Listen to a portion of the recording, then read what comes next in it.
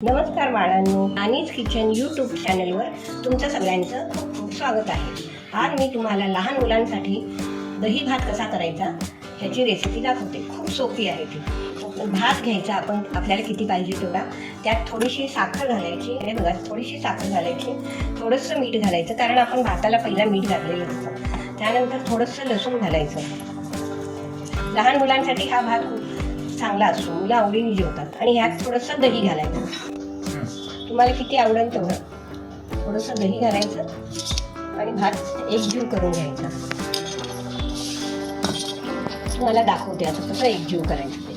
हा भात असा एकजीव करायचा. लहान मुलांना उन्हाळ्यात खाण्यासाठी हा पदार्थ खूपच चांगला आहे आणि पौष्टिक आहे.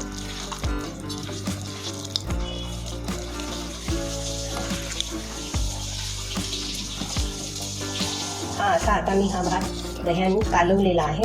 आता वर कोथिंबीर घालते. लसणामुळे व कोथिंबीरमुळे भात खूपच रुचकर लागतो, मुलं आवडीने खातात. हा बघा, पांढऱ्या शुभ्र भातावर हिरवीगार कोथिंबीर किती सुंदर दिसते.